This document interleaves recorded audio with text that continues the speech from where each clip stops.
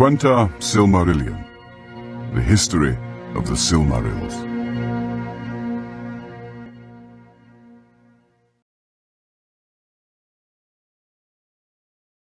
Of the sun and moon, and the hiding of Valinor.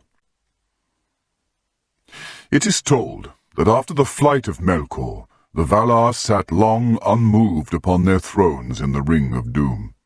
But they were not idle, as Fëanor declared in the folly of his heart.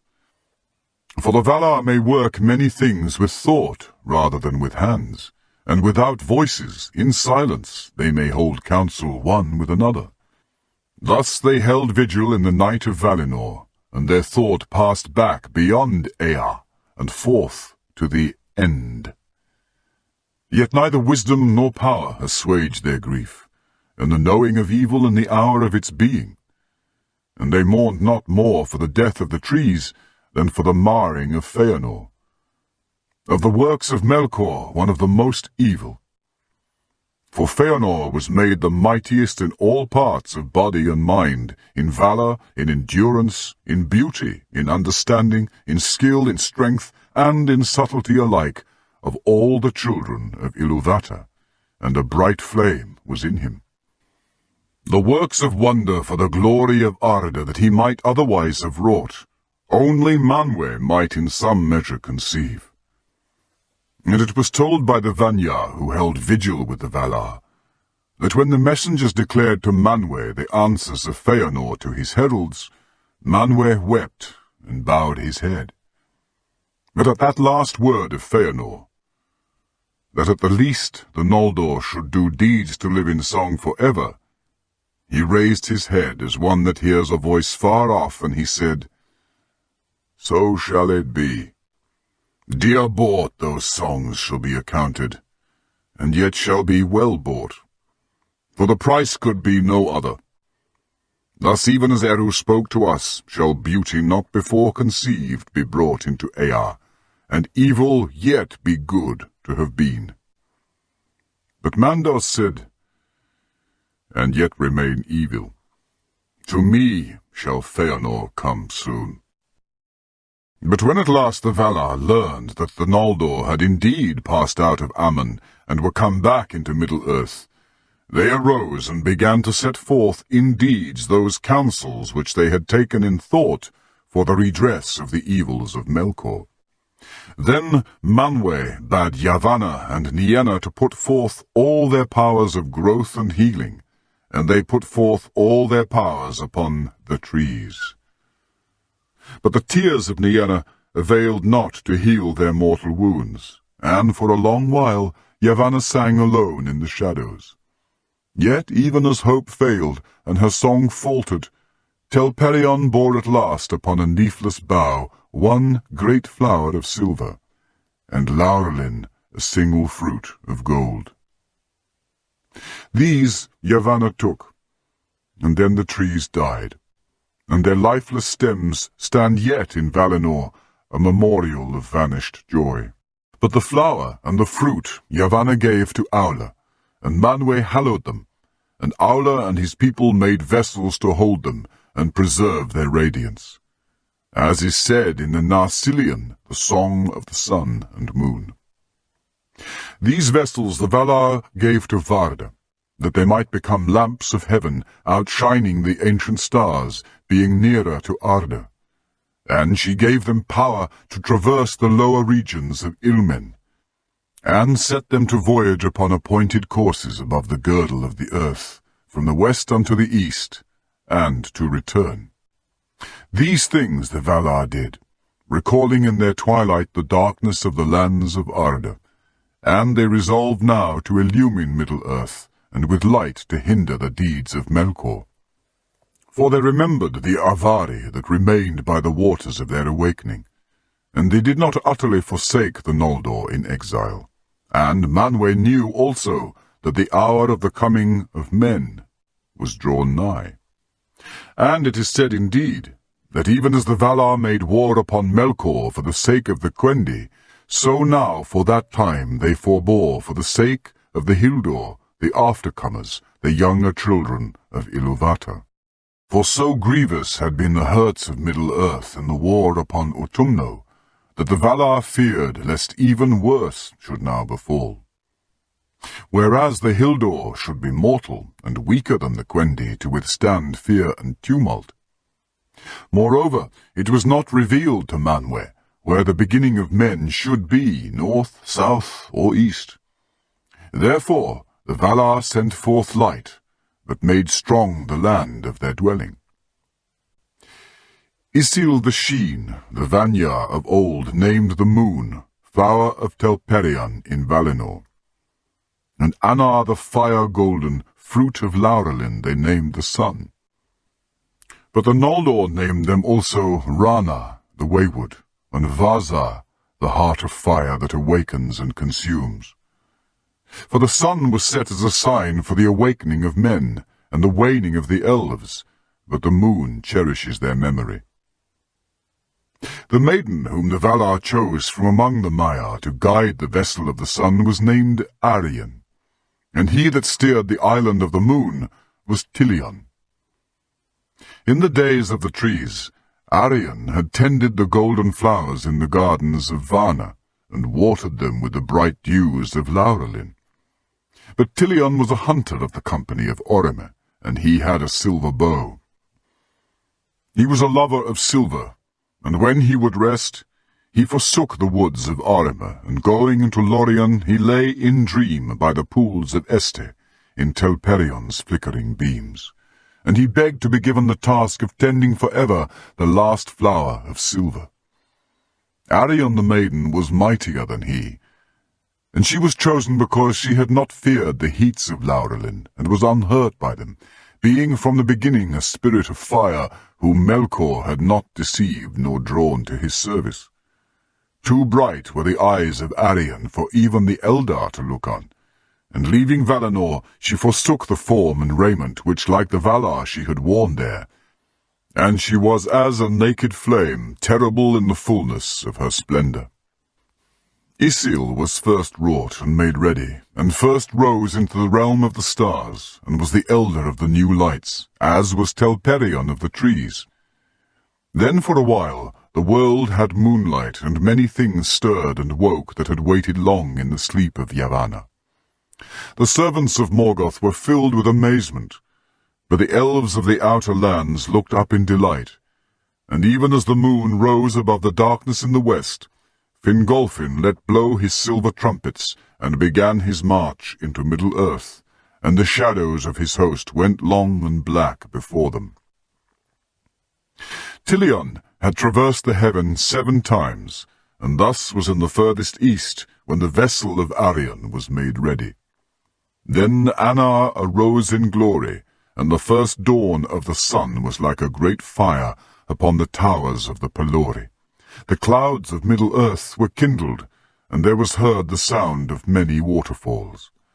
Then indeed Morgoth was dismayed, and he descended into the uttermost depths of Angband, and withdrew his servants, sending forth great reek and dark cloud to hide his land from the light of the day-star. Now Varda purposed that the 2 vessels should journey into Ilmen, and ever be aloft, but not together. Each should pass from Valinor into the east and return, the one issuing from the west as the other turned from the east. Thus the first of the new days were reckoned after the manner of the trees, from the mingling of the lights when Arion and Tilion passed in their courses, above the middle of the earth. But Tilion was wayward and uncertain in speed, and held not to his appointed path. And he sought to come near to Arion, being drawn by her splendor, though the flame of Anar scorched him, and the island of the moon was darkened. Because of the waywardness of Tilion, therefore, and yet more because of the prayers of Lorien and Este, who said that sleep and rest had been banished from the earth, and the stars were hidden, Varda changed her counsel, and allowed a time wherein the world should still have shadow and half-light. Anar rested there for a while in Valinor, lying upon the cool bosom of the outer sea, and evening, the time of the descent and resting of the sun, was the hour of greatest light and joy in Aman. But soon the sun was drawn down by the servants of Ulmo, and went then in haste under the earth, and so came unseen to the east, and there mounted the heaven again, lest night be overlong, and evil walk under the moon. But by Anna the waters of the outer sea were made hot, and glowed with coloured fire, and Valinor had light for a while after the passing of Arion.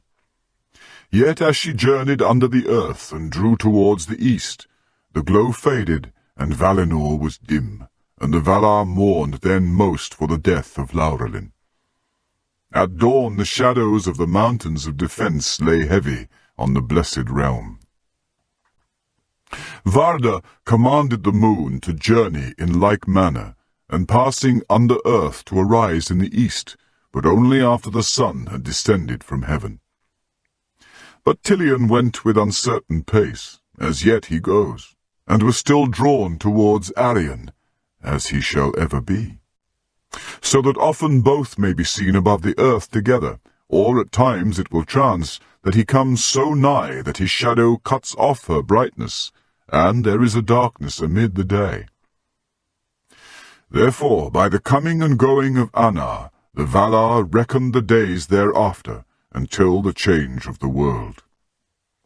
For Tilion tarried seldom in Valinor, but more often would pass swiftly over the western land, over Avathar, or Araman, or Valinor, and plunge in the chasm beyond the outer sea, pursuing his way alone amid the grots and caverns at the roots of Arda. There he would often wander long, and late he would return. Still, therefore, after the long night, the light of Valinor was greater and fairer than upon Middle-earth, for the sun rested there, and the lights of heaven drew nearer to earth in that region.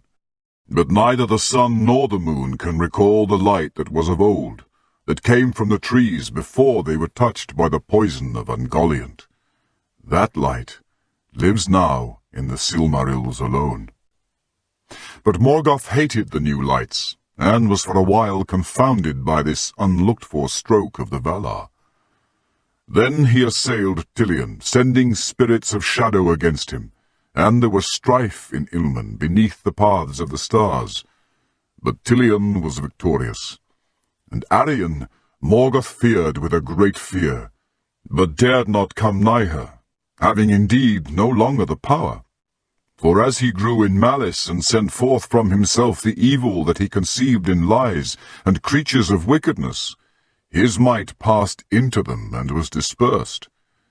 And he himself became ever more bound to the earth, unwilling to issue from his dark strongholds. With shadows he hid himself and his servants from Arion, the glance of whose eyes they could not long endure, and the lands near his dwelling were shrouded in fumes and great clouds. But seeing the assault upon Tilion, the Valar were in doubt, fearing what the malice and cunning of Morgoth might yet contrive against them. Being unwilling to make war upon him in Middle-earth, they remembered none the less the ruin of Almaren, and they resolved that the like should not befall Valinor. Therefore at that time they fortified their land anew, and they raised up the mountain walls of the Pelori to sheer and dreadful heights, east, north, and south. Their outer sides were dark and smooth, without foothold or ledge, and they fell in great precipices with faces hard as glass, and rose up to towers with crowns of white ice. A sleepless watch was set upon them, and no pass led through them, save only at the Calakiria. But that pass the Valar did not close, because of the Eldar that were faithful, and in the city of Tirion upon the green hill Finarfin yet ruled the remnants of the Noldor in the deep cleft of the mountains.